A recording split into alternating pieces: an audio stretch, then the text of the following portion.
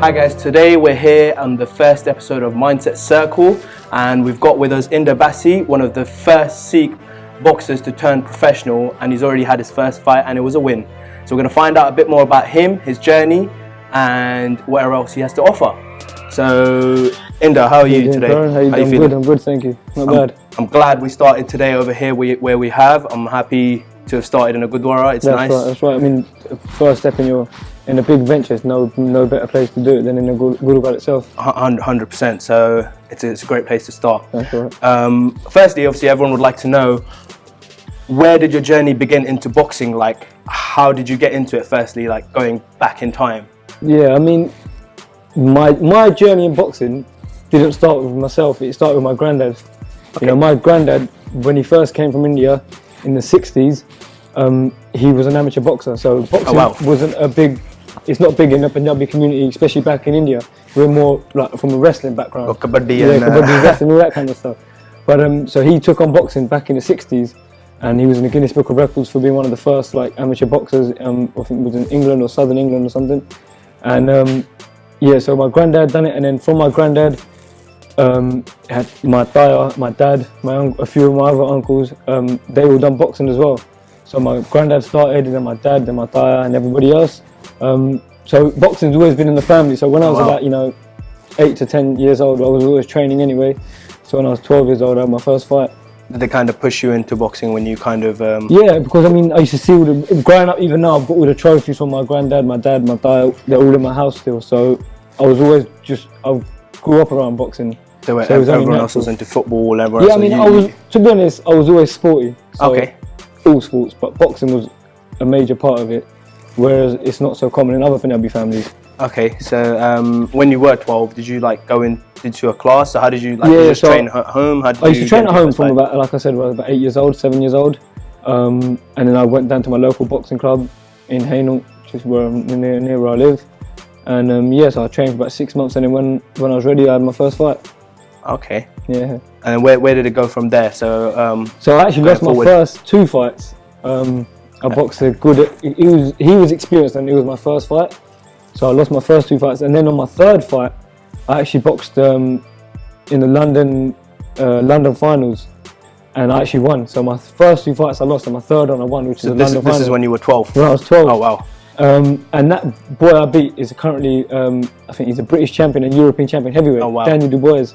So he's quite well known, yeah. So I beat him back then, and then, ever since then it's just carried on competing and never looked back. So when you lost those first 2 fights as a 12-year-old, and obviously I'm assuming you got hit, so you were probably hurt. So how did you kind of tell yourself, like I've just got into this. I've been training since I was 8 years old, 4 or 5 years. It's just something I had to do. I had to put my head down, and I just thought, I can't quit now. You know what I mean? What did your parents and your granddad and they stuff were all say supportive, to be honest. It was supportive, and on my second fight, it was an away fight. And what happens in boxing, people don't realise, is when you go to when you're the away fighter, you're not only boxing in the ring. You've got to fight against the judges as well. Metaphorically speaking, because they're going to vote for the home fight and all that kind of stuff.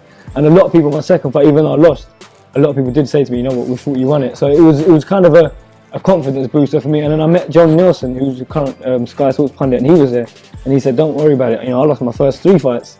So I thought, if this guy become a world champion when he's older but lost his first 3 fights, I think I can lose my first 2 and go further and just.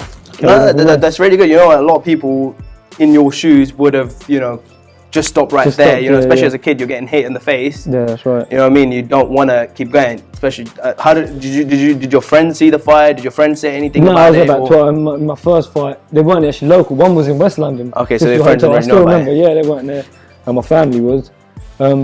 But it's just, I carried on, and I didn't stop. I couldn't stop. How did then boxing go into your adult life? So have you now?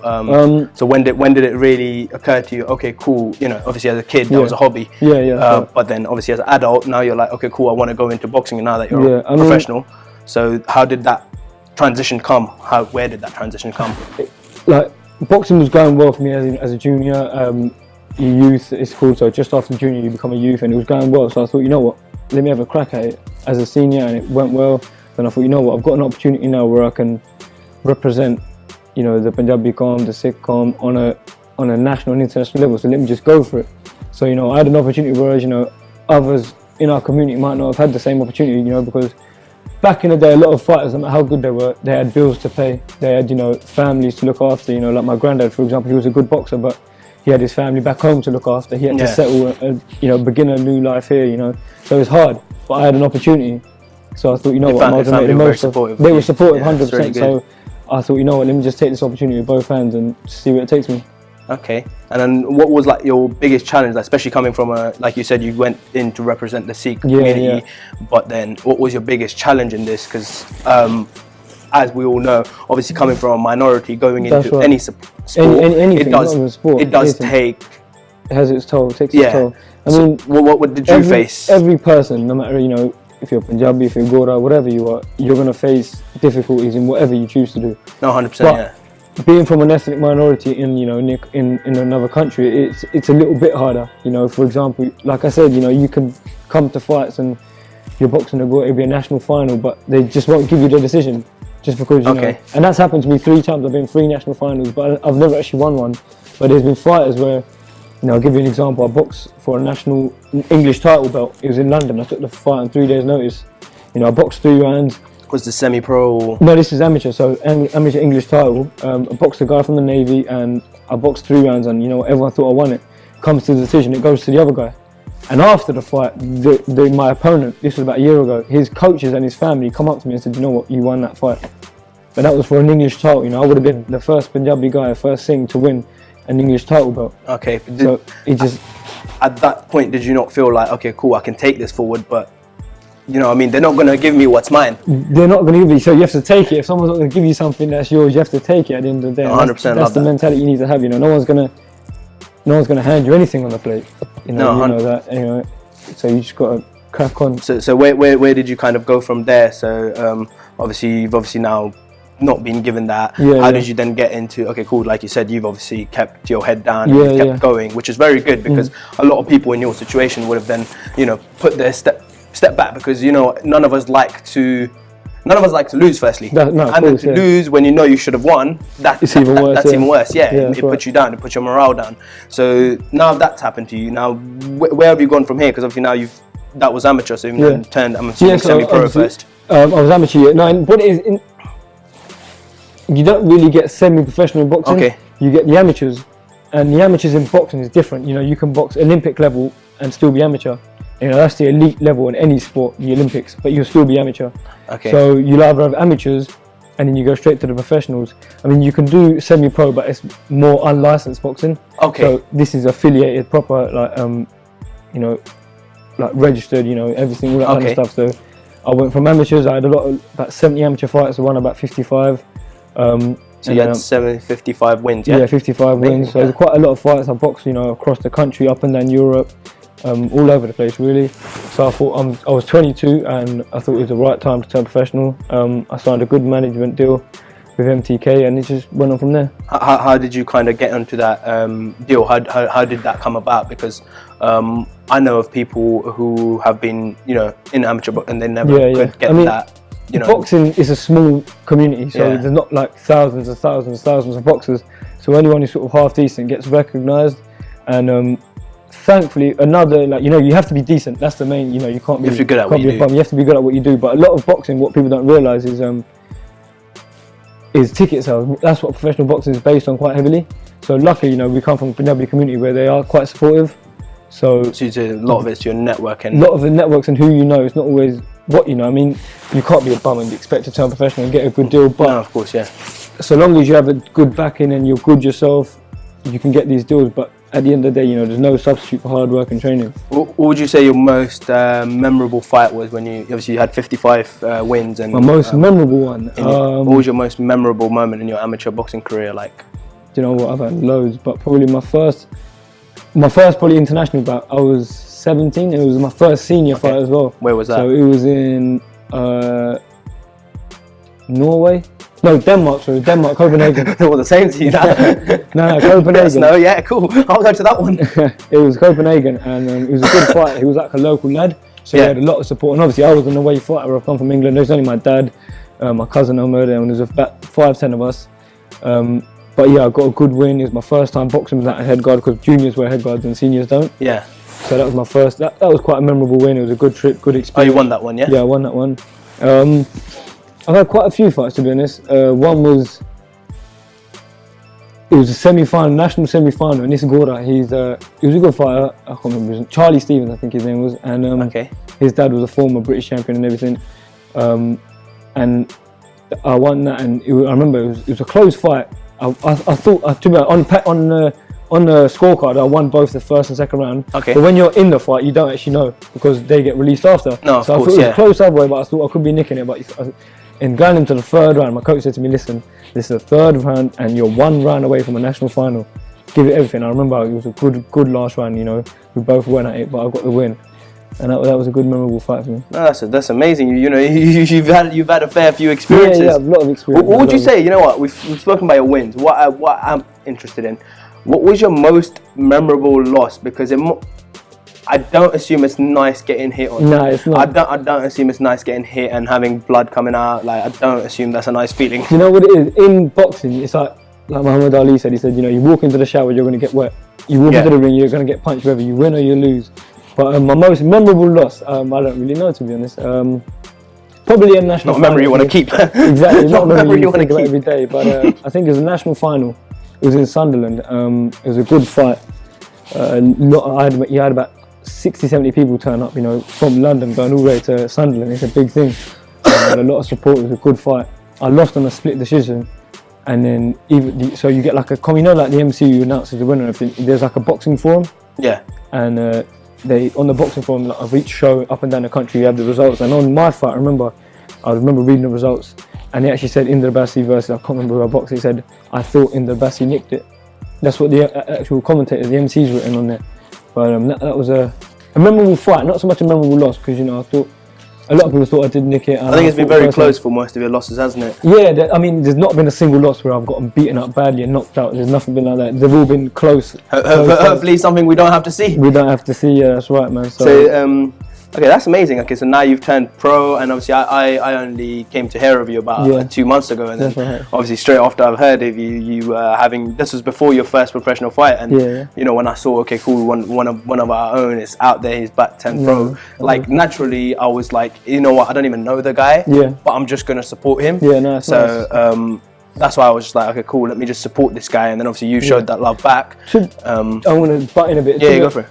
A lot of people, you know, like you hear, you know, people say, "Oh, up and down, they're quick to, you know, not be supportive. They're quick to pull you down."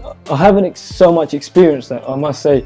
You know, a lot of people say to me, you know, when you're going to try to do certain things in life and you're going to try to go forward, people are going to bring you down, especially in the Punjabi community. But I must say that hasn't been the case yet, which is a good thing. You know, I think generations are moving forward, and that's right. We've been a bit more supportive to our own people. Do you know what I mean? So I haven't experienced that as such, and it's actually a good thing to think that, you know, a whole community is behind me. You know, there's a few individuals who probably don't like what I'm doing, whatever, but that's down to them. I think it comes down to yourself, right? If you're putting in the work, and if you're constantly working, then people have no reason to kind of judge you and be like, okay, cool, you know what, we're not going to support this guy. Like when I saw you, like I was like, you know, as anyone, I looked at your Instagram and I was like, oh, cool, this guy seems like a level-headed bloke. Like, you know what I mean? He's doing something, and the fact that obviously you were the first, you know, you go as a minority going in, it was just a proud feeling. That's right. Because it was like, you know what, if he can do it, you know what I mean, that is such a motivation to everyone else, like in minority. And that's not necessarily just Sikhs. Any minority. Any minority. I mean, that's part of the plan as well, you know, to sort of, as a young, you know, obviously, as you said, second one day, you know, is to kind of pave the way for future generation of Sikh boys, you know, in particular, who, when it comes to sports, we're quite far behind. You know, previously speaking, you know, now there's a come up. There's quite a big come up in all sports. You've got the footballer, Sarpreet Singh. You know, you've got like cricketers and all that kind of stuff. But before, Punjabi community is quite behind in national and international level sporting events. And so it's only a matter of time. So if it's not me, it's going to be somebody else. No, so 100%. Thankful for this opportunity that I've got, you know, to represent, and hopefully, you know, like for example, we do it at Barking Godara. It's to sort of give kids a stepping stone, somewhere to build a foundation, build a base, and then they can carry on, not just necessarily boxing, but once they get the physical side of training, they learn discipline, they look after their body. Exactly, a lot of kids that come here, you see yourself, you know, the first day they'll come, they'll be, their parents will take like me or the other coach aside, and they'll say, you know what, he's been bullied in school and he's not very confident and he suffers confidence issues. And you know, in the first day, a lot of kids do cry because it's a new environment. But after like 2-3 weeks, you can see the confidence in them, and their parents actually come and tell you know what, my son pressures me to take me every Sunday to the golf for the club. That's amazing. And that when a parent says that to you, that you know you're doing something that is helping him in school, in life, it's a good feeling, and that's my personal one of the reasons why I do boxing and why I'm trying to represent. And how can like other people get involved with this? Like obviously I'm assuming like would you get kids from everywhere? So Bath, we're based in East London, Bath and Godora, every Sunday. So 5:15 to 5:45 is this half an hour Sikh class. They tell Sakya about Guru Sahibs or Shaheeds, or they give like Waheguru Jav or whatever, Sikh related. And then from 5:45 to 7 we teach the kids boxing, wrestling and kabaddi. Okay. But it's no contact, No, we do all three. So boxing for about 40 minutes, a bit of wrestling and a bit of kabaddi. But there's no contact. So what our main aim is to get kids on a certain level of fitness. You know, we don't want to bring them here and they be sparring and getting hurt. You know, they're only kids. We want to build them up first. You know, give them the confidence. So for example, they go to a football club, they have a certain level of fitness before and they have the confidence within themselves. You know, some might get picked on in school. You know, we tell them if you do get picked on, your first thing you should do is tell your parents or tell your teacher. But sometimes, you know, you have to stand up for yourself, and they can do that. So if anyone wants to come down, we're based in East London, barking every Sunday. Just come down, bring your kids. We have kids come from all over the place. From Kent, from South London, you know, just for this club. So it's growing. Okay. You know, you also touched on bullying. So is this something you've ever experienced in your while growing up, or is that something, or you've seen somewhere in your closest circle? Not really, you know. But I have seen it within the Punjabi community. You know, quite a lot. A lot of up and kids do tend to get bullied. You know, because of maybe their hair or whatever, you know, could be any reason. So it is quite relevant, but you know, obviously once kids, you have to give them the confidence to you know, to believe in themselves and who they are and where they come from. Once you do that, I think a kid, it helps anybody in life. No, definitely. I hope there's more. I hope people take initiative and come down, and obviously, I hope other people take initiative and then kind of start other classes across the country. Exactly. Yeah, these should be set up in every Gurukha across the country. You know, it's free of charge for the kids. So you know, there are kids who are less fortunate, but they can come here to the Gurdwara. They can. On a Sunday evening, what would most kids be doing? They'd be playing PlayStation. And that's how you get distracted. That's how people go into things they don't want to end up. They don't want their kids in. But that's right. And there's no better thing for them to come to the Gurukha, do Matha Tek, and then do training. At the end of the day, simply put, it's training. And they come, they have a joke and a laugh with their friends. They have a good time. They make friends. There's no better way to spend a Sunday evening. No, 100%. I agree. What about your own family? So, or what about your own? You said you have 2 brothers. Yes, I have 2 brothers younger than me. So, what's their interest in boxing? Have you ever got them involved? Have you? Do they come with you to the classes? My whole family's. How does it help them? So you know, my granddad, he's 85. He still trains. Okay. So my whole family's in the training. You know, my 16-year-old. Still getting gains. Still getting gains. You know, he's 60. He's taller than me. He trains. So we're all into training. We've all done boxing to a certain level. You know, we've all had amateur fights, gym show competitions and everything. But you know, going forward, I'm the only professional. I've got an older cousin, but he's like my brother. Again, we all train. We all come down here. It's a family-run club. My Taya is the head coach. Me, my dad, and we have a few other coaches to help out. And so yeah, my whole family's been to the training. It's just definitely we'll go down. I'll check it out as well. I'll try hit one, two, left, right combos. That's right. You obviously you're the only one you said that's going professional. So I know you just had your first fight in December. How did that feel? Because you know that was your first win on a professional level. How did that feel? You know, it was like I was training my whole life for it, because people, you know, in my interview after the fight, they said, "How long have you been training for this?" I said, "You know what? It feels like I've been training everything in my boxing career led up to this. You know, my professional debut was live on Sky Sports.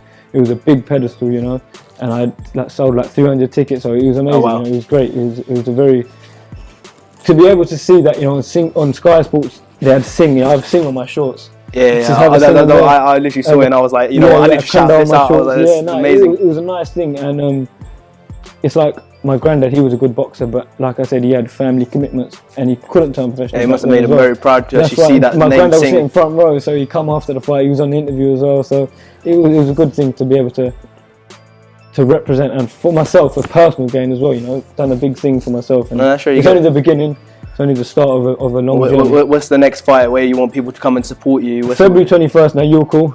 Okay. It's in York Hall. It's a famous venue. You know, probably the biggest boxing venue in the country. That's where all the old heavyweight fights used to be. You know, even still there are a lot of big shows on there. Yeah. So that's on boxing February 21st. Okay, obviously I can't personally make that fight, but No problem. I'll be there for your third win. 100%. This one, the second one, going to be a win. Yeah, 100%. Confident? Yeah, of course. You know, training's going well. You know, training every day. Plus, you know, when you have belief within yourself, you know, when you do your part and everything, you know, you feel good. You're very spiritual. Because I think speaking to you, I've kind of gathered that you're very spiritual. I mean, you're really connected with kind of meditating and you know, connecting with God. I'm just thankful, you know, God's given us this opportunity to at the end of the day, I think this is a form of seva, of my way of serving the planet. Everybody has their own strengths and abilities, and everybody has different roles in life, and this is just my way of giving back, sort of thing, I believe. Okay. Just before we let you go, I know you need to get onto your class. I'm going to ask you who's your favourite boxer? I think everyone would want to know. Who do you kind of look up to as a boxer? Obviously, you're growing up. Who are you looking up to? Who are you kind of aiming to become, or not become, but who are you kind of inspired by? It has to be, for me. I mean, most fighters in the world, it has to be Mike Tyson. You know, he's a legend.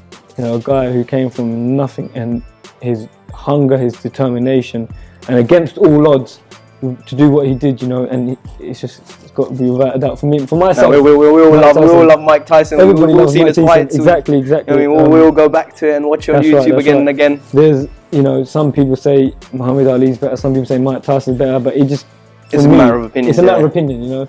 But for me, it has to be Mike Tyson. Who's your favourite upcoming boxer? So like someone new, obviously not. You can't say yourself. Yeah. Who's the most promising that you'd say someone new? So there's a lot of talent, you know. Boxing's massive. Just one name. You have to think of this. It has to be a British fighter, Josh Taylor. He's a current world champion, but he's only young. So he's like 28, so he's still competing. Plenty of time, yeah. Yeah, he's got plenty of time.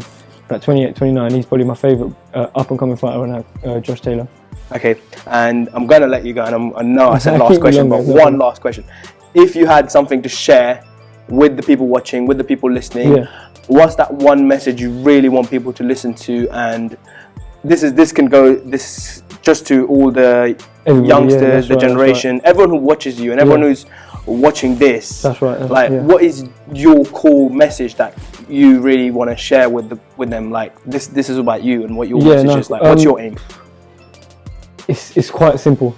Just follow your dreams. Literally, you know, it's such a simple statement, and everybody hears it a million times when they're younger. You know, they go to school, the teacher will say, you know, just become who you want to become, but truly, just do what you want. Do what you got to do. You know, like Arnold Schwarzenegger said, don't listen to the naysayers. If you want to do something, you got to keep it in your head, and what you think about, you attract. You know, the law of attraction. Whatever you think about.